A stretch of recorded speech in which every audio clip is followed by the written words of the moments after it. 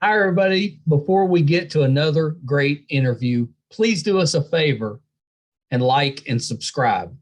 If you're watching, you can do that on our YouTube channel, MeisterCon Pod. If you're listening, just go to your favorite podcast app, give us a like, or go to our website, meistercon.com, and you can let us know how you feel about the show there. We would really appreciate it. Now let's get to that interview. Hi, everybody. Welcome to another edition of Too Opinionated. I'm so excited today because I've turned the tables. I've got author Eric Douglas with me, and Eric got to interview me a few weeks back, and now it's my turn. Now I'm in the hot seat. Get ready. Now, Eric, thank you so much for coming on the show. I have wanted you on for a while. I saw this has been, you'll have to remind me when it was, but a year or so ago, I think you did some work with the comic book guys down in Huntington, and I was like, I need to get him on my show. It's maybe a year and a half or so. Yeah. Well, I don't know. No, I think that, life is, the last 2 years have kind of become, I think that was actually pre-COVID. It may have been like right before, but I think it was the last couple of years has been just so, difficult. Yeah. It's all kind of flown together. Time has just kind of blurred over the last 2 years. Yeah. I think it was right before COVID kicked in. But welcome. I'm excited to talk with you. I'm so impressed with your ability, not just to write, but to write a lot. You've put a lot of stuff out there. I keep trying. Someday something's going to pay the bills, and I'll retire to my island in French Polynesia. But yeah. So I will warn you that you're my second interview of the day. Oh, all right. So you're following Alexandra Paul, the former Baywatch actress. Well, okay. See, I have a Baywatch story. Okay, let's hear it. Give me half a second to remember her name. Brooke Burns. Yeah, Brooke Burns. I taught. Throughout my career, I used to be a scuba diving instructor. I certified her to scuba dive. Really? Before the show, the show was based in California, and then they were transferring for the last season or two. They transferred to Hawaii. Yeah. And they basically, the producers told all the actors, said, you need to get certified to scuba dive or don't bother reporting to Hawaii. And I was working for the Professional Association of Dive Instructors at the time. And PADI was a sponsor. Remember that big Lures yellow boat that they had? Oh, yeah. PADI logo on there. They helped pay for that boat. And so she knew the organization, whatever. My boss walks in one day, says, I need you to certify this person to dive. But, and here's the fun part of it. I was living in Southern California. And Brooke came down, and where I worked, we had a pool literally in the backyard. And so we did through all the training stuff in the pool. And then we went out, took the ferry over to Catalina Island and did 2 dives in the dive park right there off of Avalon and Catalina Island. And then the next day we went back to Catalina on that boat, on that 50-foot yellow Baywatch boat, and did 2 more dives off that with Numi driving the boat for us. Really?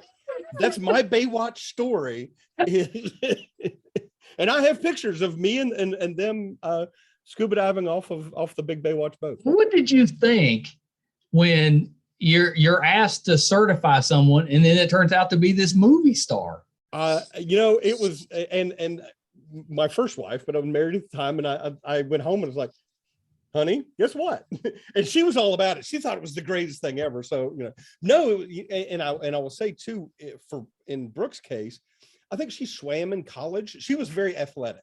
Yeah. She was not one of the over endowed Baywatch. Right. So she was very athletic, and she was fantastic in the water. I mean, well, yeah, I was going to say she probably picked it up pretty quick. She did. I think she was a collegiate swimmer, but yeah, she was great in the water. And, I got to get her on the show and ask her what she thought about it. I bet she wouldn't remember it. It's probably. I bet she would. A seminal instance for me than it was for her. You have captured the essence of my podcast right there. I'm sure that I remember more about the interviews than the interviewee most of the time.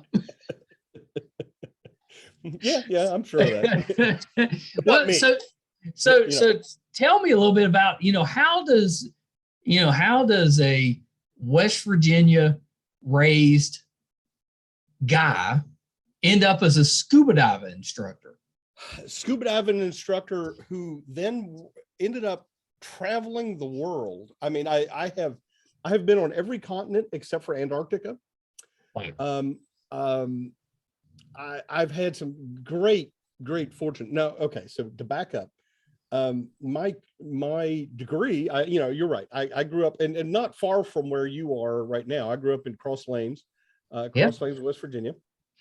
So what, 10 miles tops? I mean, right here. But I went to Marshall University just like you. I got a degree in journalism. I think I'm a couple years ahead of you though, but I graduated '89 from Marshall. But I was 92. All right. Had dreams of working for National Geographic and that kind of thing. Young kid, nothing on my resume, of course, nothing to. But what a interesting dream, because you just don't hear that too much here. There's not a lot of water here. Well, when I looked at my resume again, it was pretty much blank at the time, and I looked at my resume and I thought, and I had grown up reading National Geographic, and I thought to myself, okay, there's two things that I can do to improve my resume that maybe will make National Geographic pay attention to me. One of them was learn to scuba dive, and the other one was learn to fly. And because you see these stories of the photographer flying over Africa, taking pictures of and so I thought of one of those two things, and I looked at how much it would cost to do each one of them. Scuba diving was significantly cheaper than learning to fly. Scuba diving it is. Scuba diving it is. And so I'm oversimplifying, of course, but yeah, I mean, and that's what started it all. And then actually not long after that, relevant to the news of today too, a friend of mine was organizing a trip to Russia just after the Soviet Union broke apart. Really? And I took a trip in January of '93, so a year and literally a couple of weeks after the Soviet Union broke up. I took my first international trip ever to Russia, and explored and photographed, and again, I was just trying to pad my resume to get National Geographic to pay attention to me. But that's really what started me off on this whole trip of traveling the world and being a journalist and scuba diving. Yeah. Let me ask you just a quick side question with that. How were you received in Russia at that time? Because that was really close to when, it wasn't going great for Russia at the time, but it was going pretty good for us. Yeah, no, you're right. And I tell you what, the Russian people at the time, and I still think this is true today, the Russian people, we'll not discuss, we don't need to get off into the Russian government, but the Russian people are really wonderful people. And they would invite, on the streets of Moscow in 1993, January 93, they were a little standoffish. I mean, and if you've ever traveled much, Americans stick out. It's not something we advertise, but Europeans look at us and say, oh, there's an American. I mean, they just know it's us walking down the street. And so they knew, if you tried to talk to somebody in a shop or whatever, they were a little paranoid because they didn't want to have to write a report about it, where just a year before, if they had met somebody from the United States, they'd been filing reports and paperwork. And but once you got inside somebody's home, it was like you were the long lost cousin.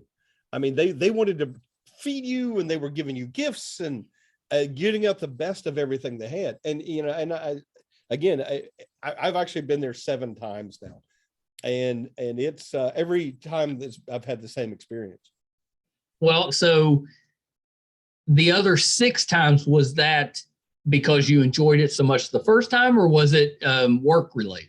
Well, it was still work related. What I ended up doing in the 90s, 93, 94 twice, and 95, and then 97, I went back as a photographer. And actually, to be honest with you, the trip in 97, my first wife and I had just gotten married. And my Russian friend said, if you want to come over here, you pay for your flights, we'll take care of everything else. So that was my honeymoon, actually. Oh, wow. Was to Moscow. And it was a great time. But, but then flash forward 15 years, in 2008, I went back and re-photographed all the same people in the same places I'd been to in the 90s. And then in 2010, I took it back as a photo exhibit of side-by-side images. Oh, that's wonderful. It was very cool. In Moscow, in this theater in downtown Moscow. And I even have photos of some of the people standing beside their 2 previous, live shot of them standing beside their 2 framed photos. Love that. That's such a great idea. Did you know back then that you might want to do that, like go back and re-photograph? Probably by 95, 97, by the 3rd or 4th trip, I was thinking, yeah, this is going to be a long-term project. And I hate to say it, but right now I was really planning on going back in January of 2023 and doing a 30-year, doing another round of. I hope we get to the point that you get to go back at some point, because that's I do too. I mean, certainly not going to do it right now, but I think we will. But it's going to take. Hey, if American astronauts and cosmonauts can still work together. Isn't that a head trip? Yeah. There'd be some sideways glances up there. We're on the space station. Part of it was built by Russia. Part of it was built in America.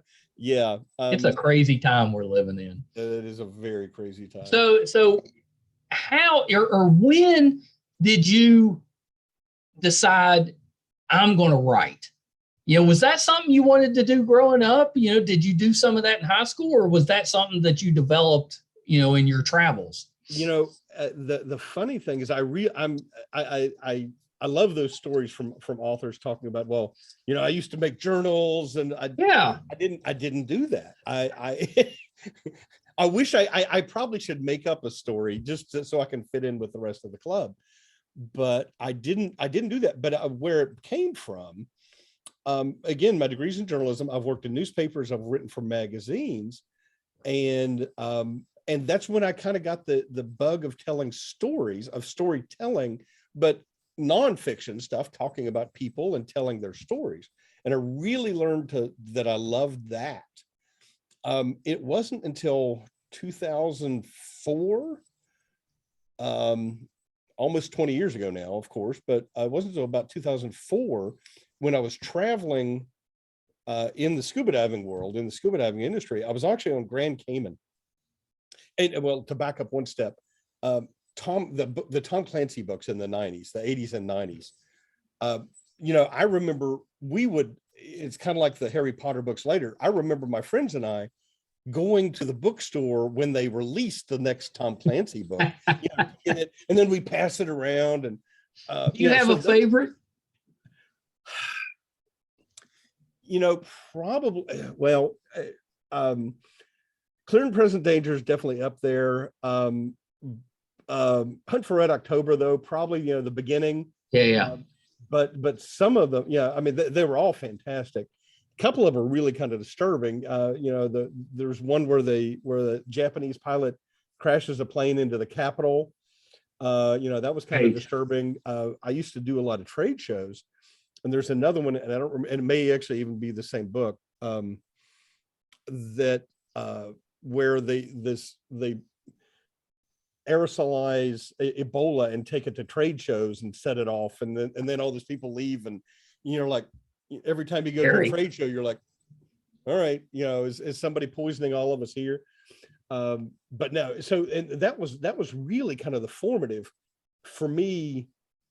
My two ideals for my writing would probably be Tom Clancy and Clive Cussler. Oh, yeah. Your Clive Cussler is the one that I think your writing reminds me of. I'll take that compliment every day. That I'm very much in the vein of Clive Cussler, especially the some of his early stuff. At the end of his career, he's well, no, I'm sorry. Yeah. Anyway, he's kind of gotten off to writing with all these other people and that sort of stuff. But the original Dirk Pitt stuff, that's very much in the vein that I wanted to keep my books in. So you're doing your traveling, you're doing your scuba diving. Did you think, this could become a pretty good, because the locales would lend themselves to an action hero, I think. And that's exactly so the main hero or main character in all my books is a journalist, is a photographer. Is it you? Are you the character? Yeah, maybe. Let's say he's an amalgam of a lot of different people, but so he's an underwater photographer and a journalist traveling all over the world, getting into trouble in all these locations. That's the whole series. That's the setting for the series of books. And when I was traveling, I was using all that travel as location research for, I'd be going for work, but I've been to Italy twice for work. Yeah. Well, the third book in my series is set in Italy. I've been to Grand Cayman 4 times. I've got 2 books set on Grand Cayman. It's well, and it's Mike Scott, right? Mike Scott's the main character. Mike Scott is the name of the character. For the record, I named him Mike Scott before The Office came out. So have you ever thought about doing, a version of the book that's, the Mike Scott from The Office? No. I hate to admit it. A little spoof of your books. That would be funny though, actually. But I've actually never been a big fan of The Office. I hate to admit I'm probably getting booze and whatever from your fans. This interview's over. Interview's over. Get out. I've just never been a big sitcom kind of guy. Yeah. So I've seen a few episodes, but I've never really watched The Office. So Do you remember like when the idea for Mike Scott came about? What was your first thought? Like, this is the story I want to tell. Well, that was in Grand Cayman. The first book, and actually I need to back up. I want to tell you a quick story about where the name came from. Okay. Mike Scott is actually named for a dear friend of mine who died from cancer. His name was Michael Scott Burnsworth. And so Mike Scott is my way of, this is in my imagination, this is my way of thinking.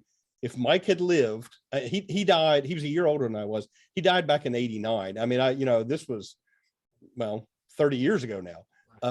And so this was, when I decided I was going to write a book, I knew instantly that was going to be the name of the character, because it was going to be my way of remembering Mike and making sure that his legacy lived. Does his family know? Yes, they do. Yeah, very good. And his mom died actually just recently, but she knew. She has seen the books, and his brother's still around, and they know. Yeah, they know about it. So anyway, so I was in Grand Cayman for work. I was working for an organization called Divers Alert Network. This is a scuba safety training organization. I was a director of training at the time. And so we was down there conducting some training courses, but we were diving too and having some fun and possibly drinking. But maybe. But a buddy of mine who had worked on the island before took me out to this place, was showing me around. He had lived on the island for a couple of years as a photo pro. And he took me to this place. There's a thing on Grand Cayman. It's called Iron Shore, but it's coral that's been exposed to just over years of rain and wind and all that. And so it's just really jagged, it's black, and and so I remember walking out across this stuff and thinking to myself, if you fell on this, you would cut yourself to pieces and probably die. I mean, it's that jagged, kind of scary looking. And I thought, what would take somebody, so my mind started spinning. It was like, what would make somebody afraid enough to run across this? That became a scene in the book.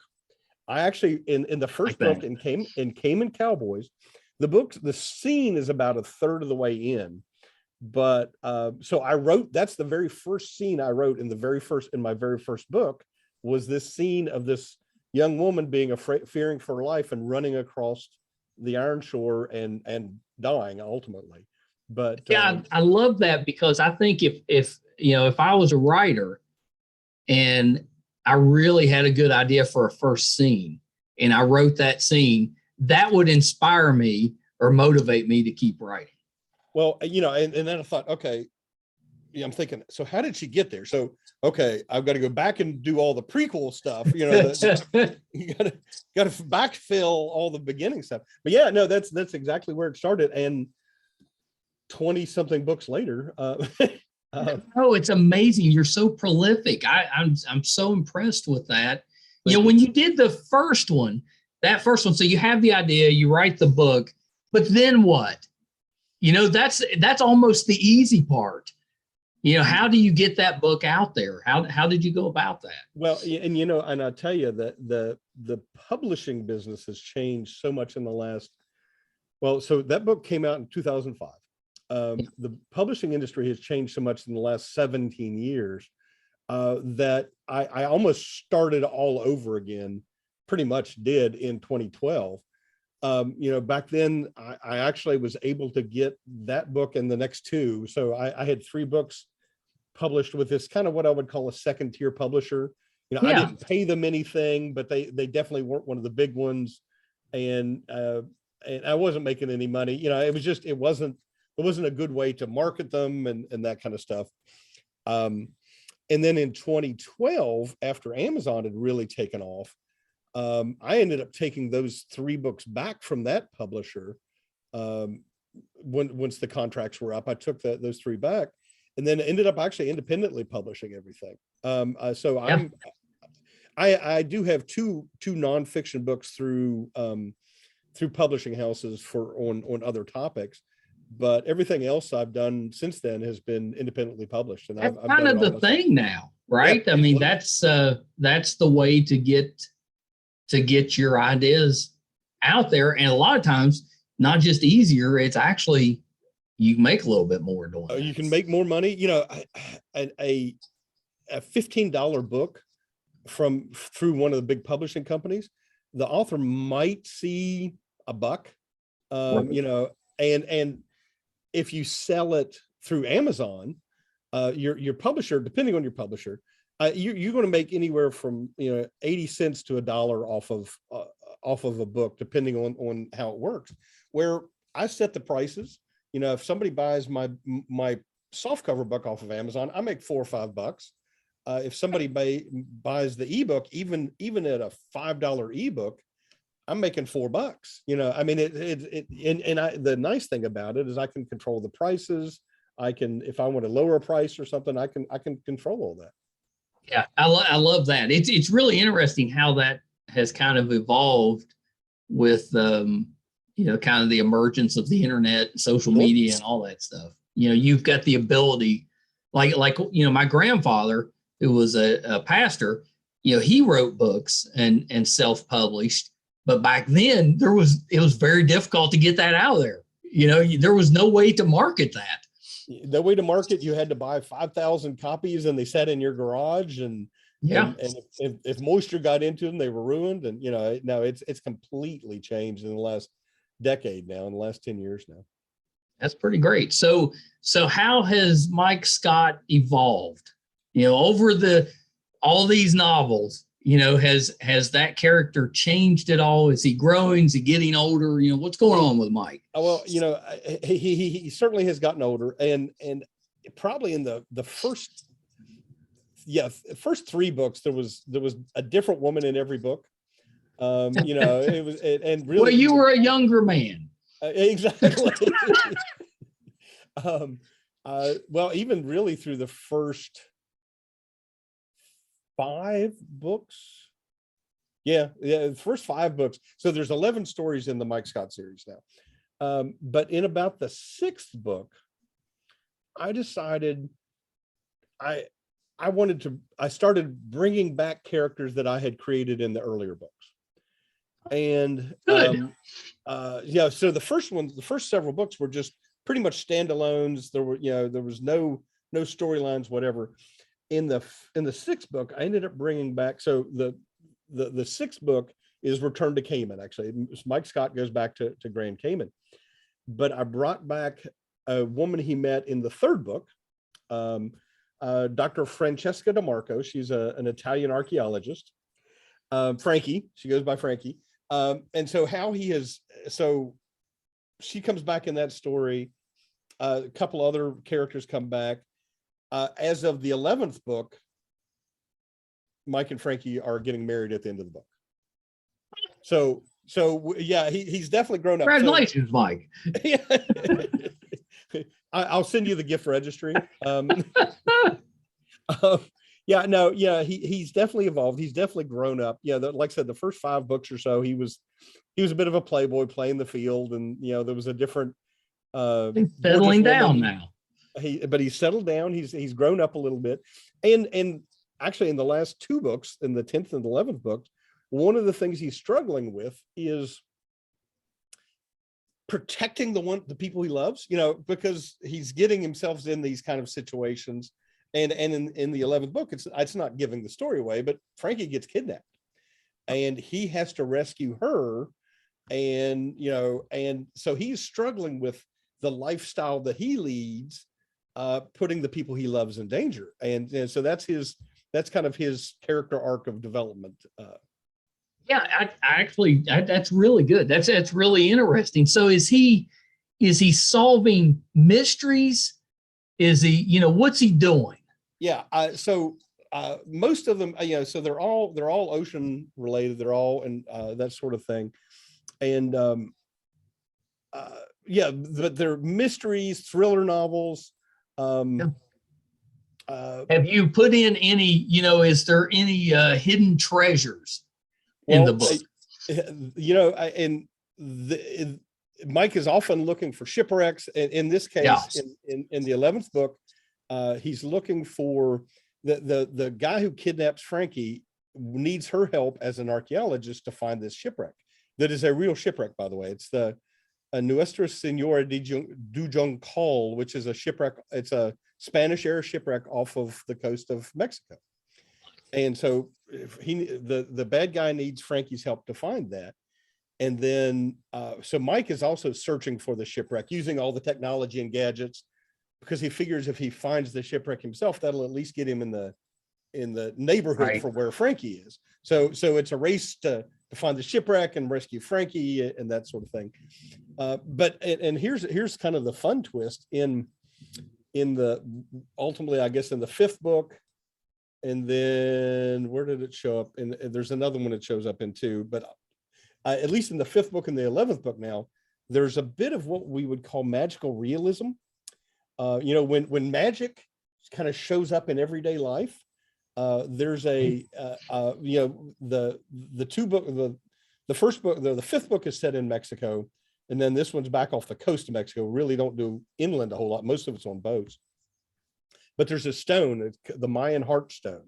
So we're dealing with Mayan mysticism and this power stone, and but wrapped in the middle of technology and modern day people looking for a 400-year-old Spanish shipwreck.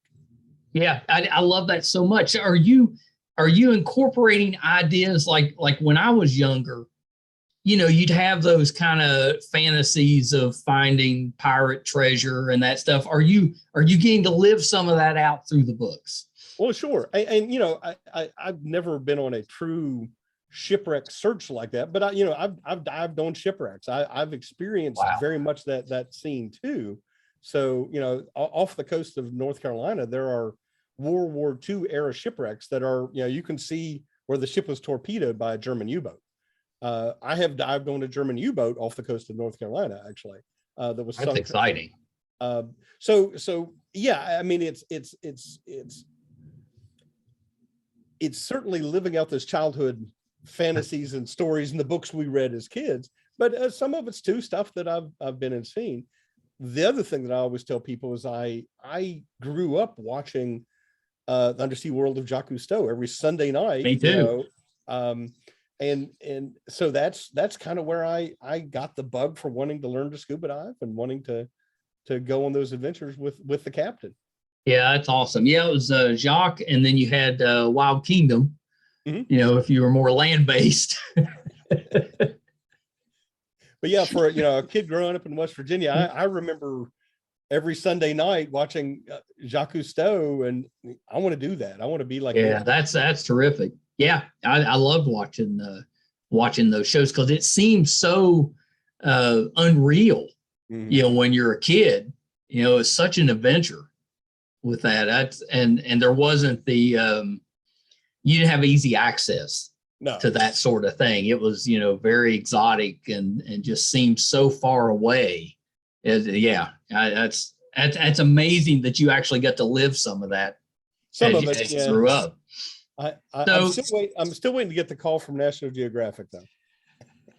Well, we're going to make it happen. They're going to see this interview and they're like, how we miss this guy?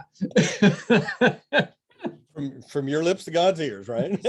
So do you know how Mike Scott ends? Is there, you know, somewhere down the line, do you have it in your head? This is how it's going to end. Is it going to end, you know, with him just having that happy retirement, or do you have a death scene in mind? I probably don't have it yet. I tell you, I wrote a story, a short story project a couple years ago now that the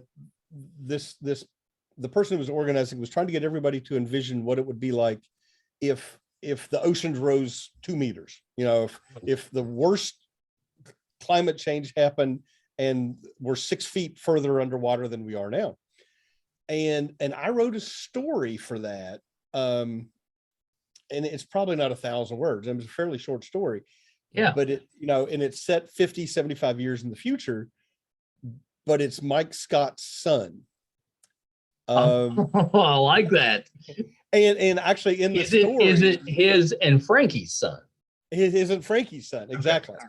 But so they've just gotten married, so you know we've still got got a ways yet. Got a ways yet, yeah. So it's, but in that story, I mentioned that Mike is no longer around. So you know he's missing his dad, who's no longer with him. So Mike dies at some point, but I haven't quite reconciled how that's. Haven't figured it out yet. Yeah.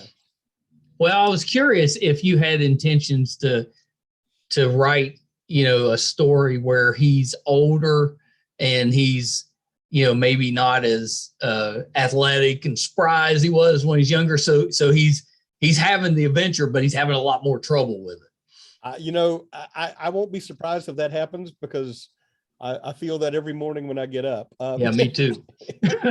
I'm living that adventure right now. It's no fun. But you know, I actually have. So this was the 11th book.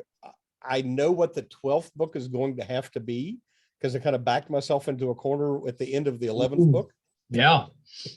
But I've already actually roughed out an outline for the 13th book. So there's a couple more Mike Scott books coming at least. It's very Stephen King of you to have all this stuff ready to go. Lining them out. So if I saw on your website that if you sign up for the mailing list, you get a little bonus story. You know, Tell me about that one. So back to Grand Cayman, actually. So in the Mike Scott canon, Mike started out as an underwater photographer. He graduated with a degree in journalism. I wonder where that came from. But so he ran away to the islands for a little while to just be a photographer, and he got burnt out with the world, and so that's where he's down on Grand Cayman. And the free short story, and it's only available to people who sign up on the website for the mailing list, is the backstory, is why Mike, what his life was like on Grand Cayman, and why he left to then pursue traveling around the world as a photojournalist. Love it. Yeah, I think that's such a neat idea. Yeah, that's really good. So did you come up with the idea and then have to write the story, or did you have the story?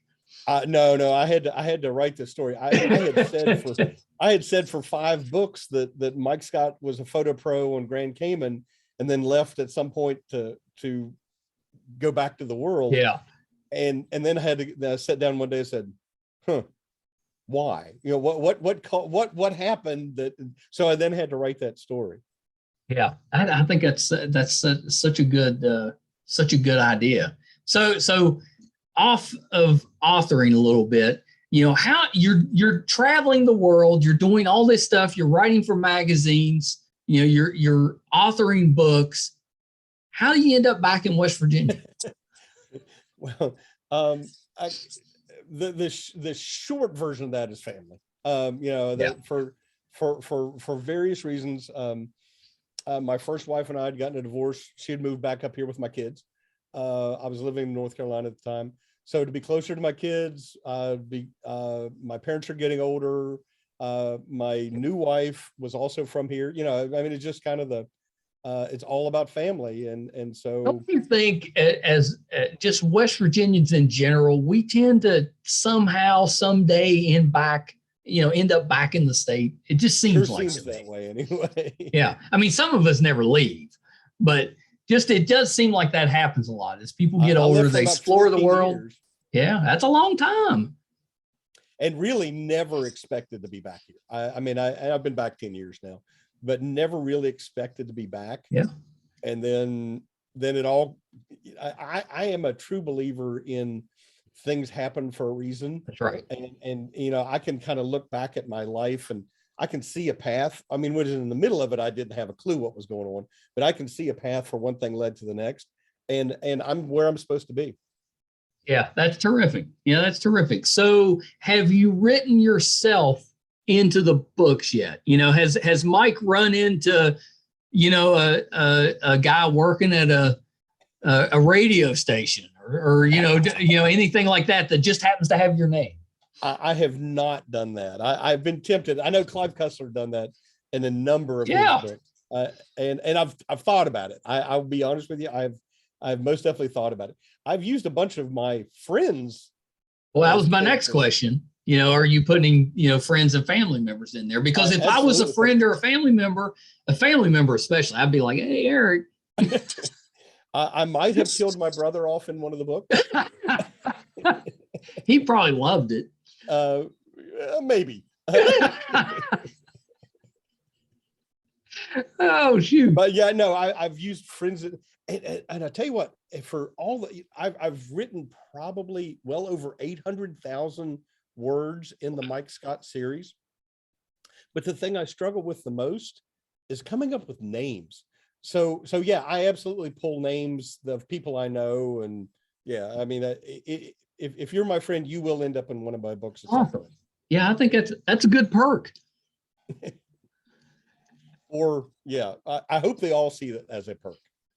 Well, I've often said, if you watch the podcast, I'm always bringing up that if I was going to break into Hollywood, my route would be that I want to be the first guy to die in everything I'm in. And my only rule is I could have no dialogue other than maybe a grunt. And the only, you can't name me because I want my credits to all say body.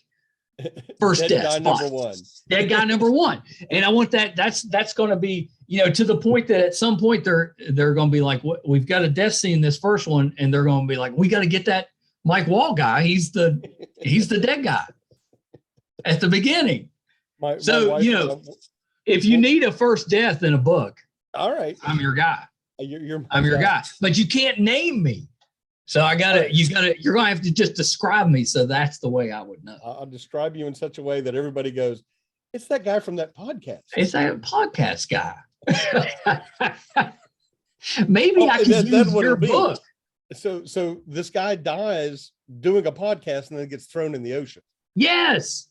Maybe I could use your book as my jumping point into Hollywood. I mean, like, see how this could work? Someday,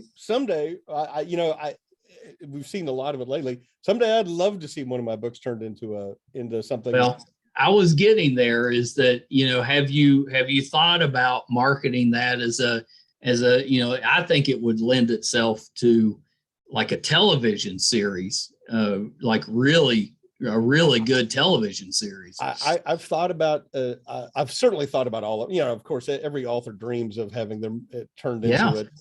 I've thought about films. I've thought about a TV series or like a Netflix, a streaming service. 8 to 10 episode. Yeah, no, I'd love to do that.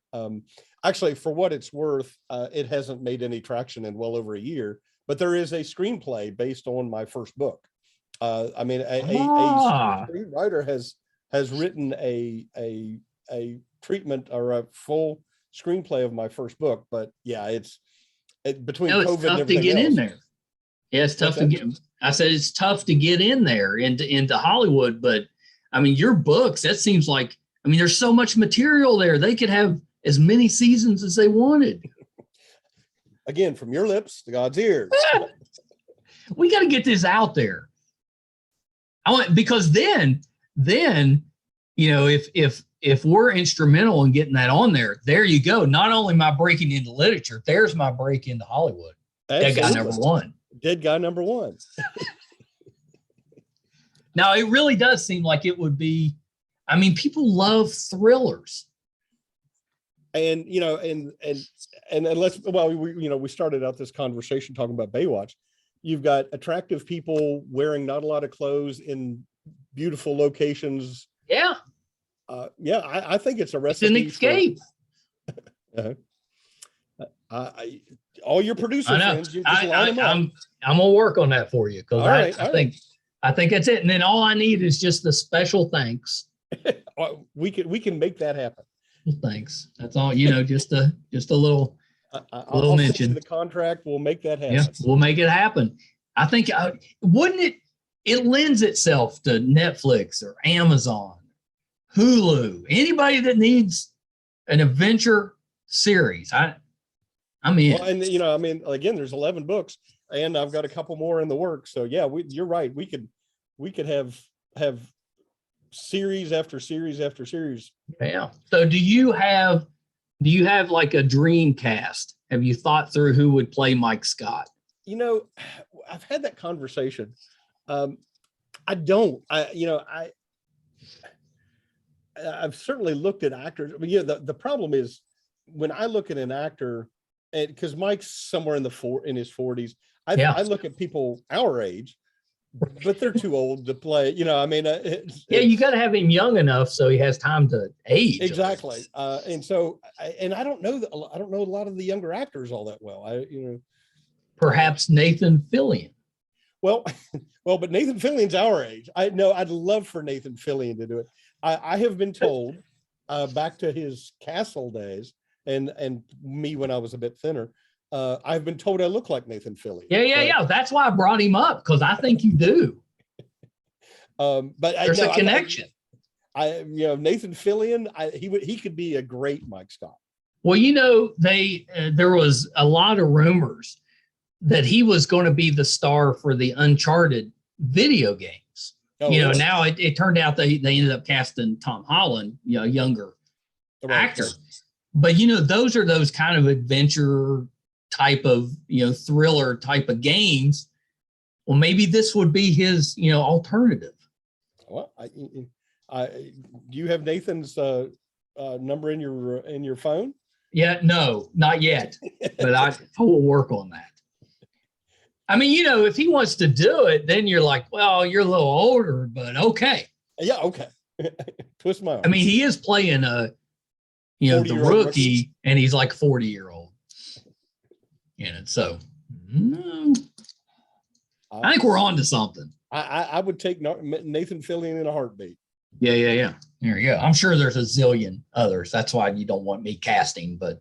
Well, like I said, I really don't have, I don't have a favorite. I don't have somebody, that one person would be the ultimate Mike Scott. I don't. Just make sure that if you do it, you put yourself in there somewhere for a cameo. I've got to have got to have a cameo. Got to have a cameo. With that, I need to see you on TV. You're probably the only one who feels that way. Preferably wearing like either a West Virginia shirt or maybe like a Nitro High School shirt. That would. I think cool. A Nitro High School shirt would. That'd be cool because everybody would be like, "What? Nitro? What? Is that real?" Yeah, it is actually. So you've written for a Scuba Diving Magazine.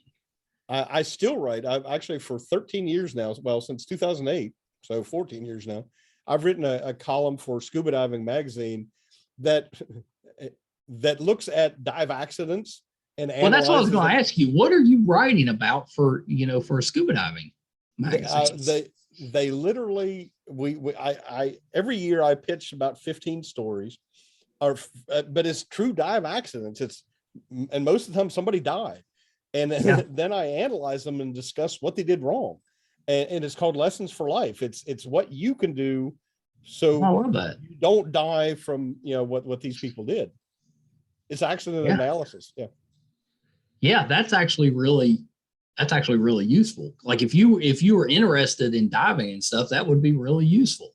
I've had a number of instructors tell me that's the first thing actually the magazine tells me from their testing that my column is the first thing that everybody reads, and my column's always in the back of the magazine, but people flip to it and that's the first thing they read.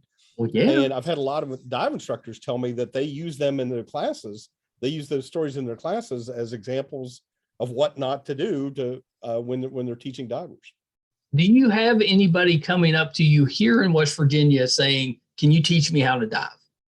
I get that all the time. I haven't been a dive instructor in about 10 years. I let it lapse for various reasons, but mainly because it was going to cost me a couple grand a year just in insurance and that kind of stuff. But I get that all the time. And people ask me, we start talking about diving, like this conversation, we start talking about diving, and I'd love to learn to dive. It's like, well, I can probably put you in touch with a dive instructor friend, but I can't do it for you. Not even in the pool. You're not. No, because I don't have any liability insurance, and there's that whole somebody gets hurt. Yeah, that's right. That's right. So have you been on vacation and went diving and with like a younger punk instructor and have to correct them? Gently, but yes. You kind of pull them aside and say, okay, look, here's who I am. Here's what I've done. Or you gently open up the magazine if you see one in the dive shop and you point to it and say, yeah, that's me. So you want to discuss this? I have. There've been a couple times, but most of the time they're out there pretty good. But there've been a couple times I've, after watching something, I go, come here, let's talk. Let's talk for a minute. Let me help you out. So I know we got to wrap up. I wanted to ask you about the Festival Oral History Project. Sure. Tell me about that a little bit. Sure. When I moved back to West Virginia, actually, when I was in North Carolina, I was in Durham, North Carolina, which is the home to Duke University, and but one of the really cool things down at Duke is what they call the Center for Documentary Studies. It's a program that teaches adults how to create documentaries. And with my journalism background, it was pretty easy for me to figure out, but it was definitely a different way of thinking. And rather than telling a story, to tell a documentary level piece. And so I finished up that program. It's a certificate program, like an adult education certificate program. And just before I moved back to West Virginia. So when I got back to West Virginia, I kind of was looking around thinking I wanted something to do to kind of get back in the arts community and, get involved. And actually it wasn't festival, but I started a project where I was documenting West Virginia war veterans. Oh, very nice. Yeah. So I ended up collecting 48 oral history. I knew how to do interviews. I knew how to do that kind of stuff, but I ended up collecting 48 oral histories from West Virginia war veterans from World War II all the way through Afghanistan. And then that became a book, that became an audio documentary piece. And then I started working with Festival, collecting just kind of a little bit more general oral histories from people around the valley.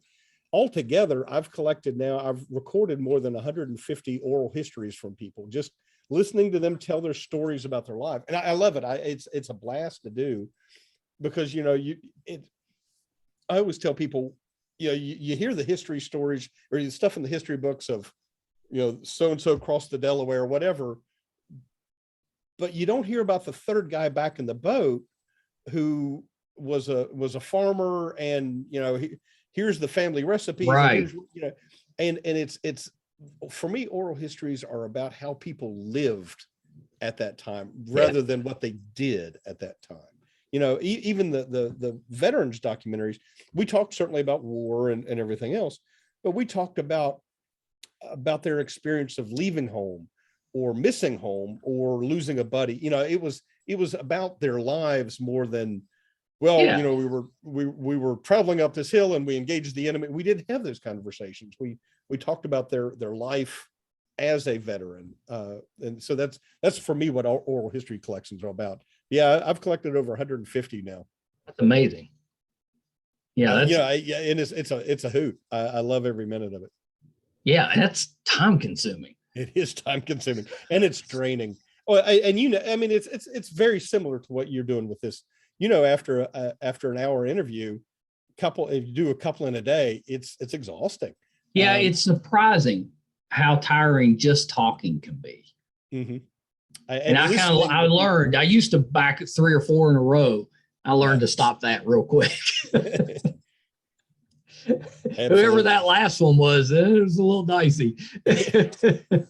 I've done days where we're set up basically a booth, but set up a table and do oral histories like that and do 8 in a day. Yeah. And you're just fried. I mean, it's stunning how exhausting that can be. Yeah, it's difficult to keep your mind focused, and engaged for that long a period of time. It sounds ridiculous, but it really is. It really is. Yeah. Well, Eric, thank you so much. This has been just a blast. I'm so envious of your writing ability. Thank you, Michael.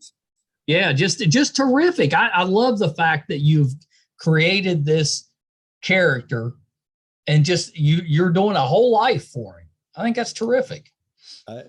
And hopefully that's my legacy. He'll live on well beyond me. Well, I'm sure he will. I'm sure he will. Those adventures are going to continue, or maybe with his son. We'll continue the legacy. Now you need to go back a generation. And write about his dad. Yeah. That's an interesting idea. Yeah. Maybe he was involved in something.